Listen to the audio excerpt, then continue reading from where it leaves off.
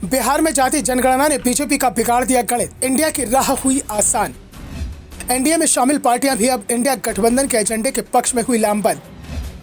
BJP के लिए अब जाति जनगणना को रोकना हुआ बहुत मुश्किल, नुकसान तय। बिहार में जाति जनगणना के परिणाम सामने आ गए हैं और इन परिणामों ने बीजेपी की नींद उड़ा दी है।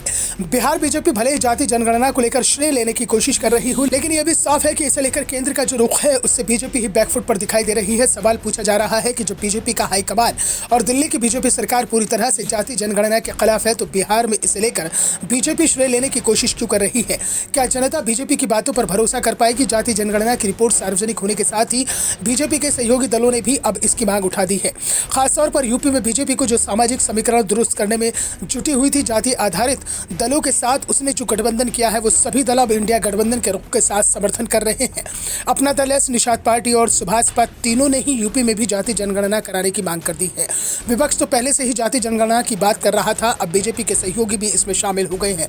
फिलहाल तो इसका पहला और सबसे बड़ा नुकसान बीजेपी को बिहार में होता हुआ दिखाई दे रहा है। बिहार में सामाजिक न्याय की मांग ने फिर से जोर पकड़ लिया है। दूसरी ओर कांग्रेस ने भी अब इस मुद्दे को लपकने की पूरी तैयारी कर ली है। पार्टी के पूर्व अध्यक्ष राहुल गांधी ने कहा कि बिहार की जाति जनगणना से पता चला है कि ओबीसी, एससी और एसटी की आबादी 84% है और केंद्र के 90 सचिवों में से सिर्फ 3 ओबीसी के हैं। वो भारत का सिर्फ 5% बजट संभालते हैं। 5 राज्यों के चुनाव में कांग्रेस इसे चुनावी मुद्दा बना रही है।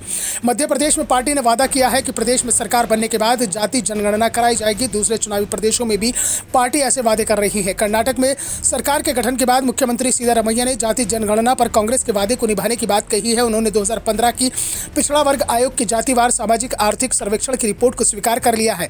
दरअसल अब इंडिया गठबंधन जाति जनगणना के सहारे बीजेपी के पाले में गए ओबीसी तबके को अपने पक्ष में लाने की तैयारी में जुट गया है। 2014 और 2019 के लोकसभा चुनावों में ओबीसी मतदाताओं ने बीजेपी को वोट दिया था। सीएसडीएस के सर्वे में ही बताया गया है कि बीजेपी को जो वोट लोकसभा चुनाव में मिला उससे 55% से ज्यादा वोट सिर्फ ओबीसी समुदाय का था और इस सर्वे रिपोर्ट ने ही विपक्ष को सामाजिक न्याय के मुद्दे पर लौटना पड़ा था।